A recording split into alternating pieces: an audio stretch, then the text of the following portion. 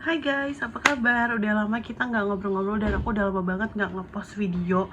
Nah, karena saat ini aku kan lagi mengandung di usia 6 mau 7 bulan kandungan.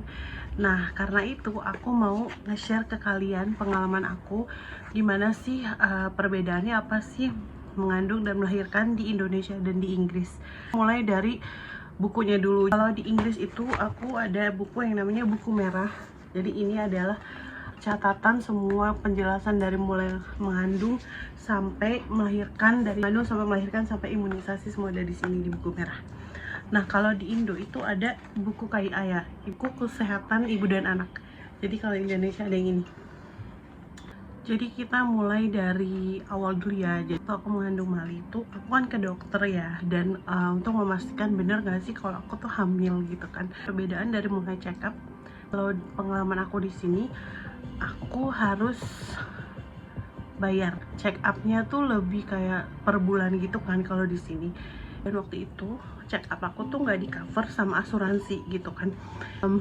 Bedanya dengan di Inggris, kalau di Inggris karena waktu itu aku udah bayar visa yang sudah termasuk untuk kesehatan juga, jadi kayak untuk asuransi kesehatan biasa gitulah. Kalau di sana kan ada bayar tapi cuma untuk scan-nya aja, jadi kayak bayar scan aja, which is waktu itu cuma 5 pound. Selebihnya kayak gratis, kayak obat-obatan, check up dan lain-lain itu udah termasuk di visa aku itu gitu. Dan bedanya juga kalau di Indo kan ke check upnya kan setiap bulan. Nah, kalau di Inggris itu check upnya hanya 3 kali sampai melahirkan. Nah, perbedaannya juga kalau di Indo kan setiap bulan check up, dan itu biasanya kita yang datang untuk booking langsung ke dokternya gitu kan, registrasi dan lain-lain ke dokternya. Kalau di Inggris itu waktu itu lebih kayak kita dikirimin surat ke rumah, atau mungkin karena waktu itu lagi pandemi gitu kan ya, mungkin jadi itu minim banget untuk tatap muka atau untuk harus ke rumah sakit. Tapi generally rata-rata memang kayak gitu, kayak cuma 3 kali gitu. Tapi memang di sana tuh dikirimin surat ke rumah untuk jadwal scan gitu. Lanjut ke masalah scan, kalau pengalaman aku waktu di sini tuh aku nggak ditanyain gitu loh, kayak kamu mau tahu gendernya sekarang atau enggak gitu. Jadi kayak dokternya ya udah langsung kasih tahu aja gitu. Cuma waktu di Inggris tuh ditanyain, kamu mau tahu gendernya langsung atau mau ditulis gitu. Dan nah, lanjut ke masalah lahiran. Waktu Mali pertama itu aku nggak ditawarin untuk natural birth atau lahiran normal. Jadi dokternya langsung menyarankan aku untuk sesar. Waktu itu sih bilangnya karena tensi darahku tinggi gitu, jadi aku harus segera disesar. Oke, itu udah masuk rumah sakit dan lain-lain. Terus waktu di sana tuh aku disuntikan kayak suntik anestesi gitu. Dan waktu itu setelah disuntik itu aku benar-benar passed out. Jadi aku benar-benar nggak nyadar sama sekali. Bangun tuh udah lahir gitu loh Malinya. Kayak terus aku tuh lemes banget dan ngantuk banget rasanya, dan harus nunggu di ruang recovery selama 2 jam. Itu selama 2 jam itu aku kayak bangun tidur gitu, kayak itu baru ketemu babynya. Itu kan sore ya lahiran Mali, tapi kayak malamnya baru ketemu dia kayak jam 11 gitu. Nah, sedangkan waktu Meme itu, ini dia anaknya. Hai Meme, say hello. Hai. Hello. This is Mali.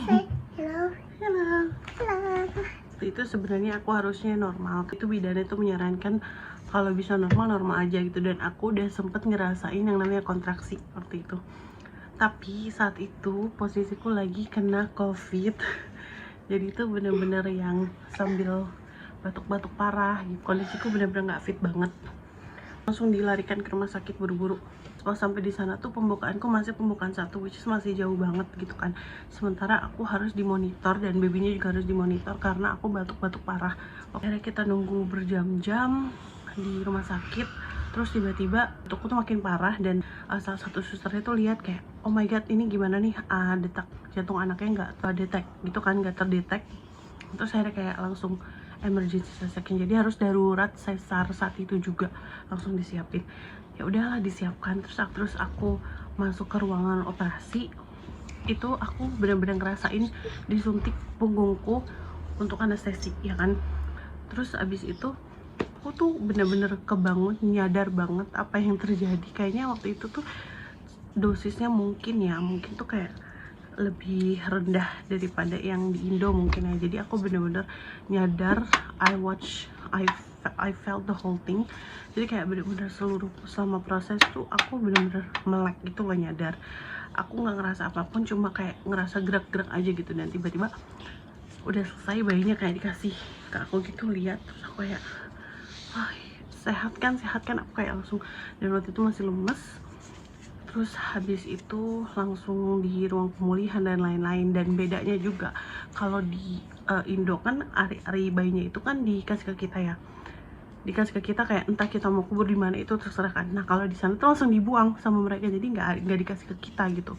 Dari situ aku ketemu si Meme.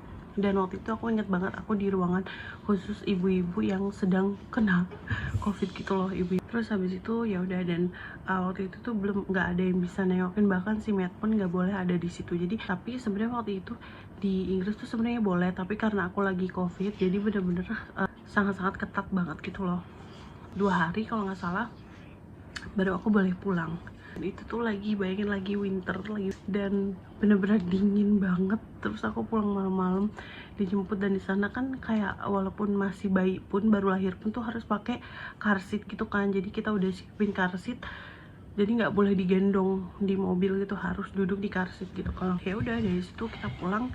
Dan setelah itu tuh ada kayak pemeriksaan lanjutan. Nah bedanya kalau di Indo kan kita yang datang ke rumah sakit ya untuk kayak tes berat badan anaknya udah naik atau belum gitu, terus juga imunisasi dan lain-lain gitu.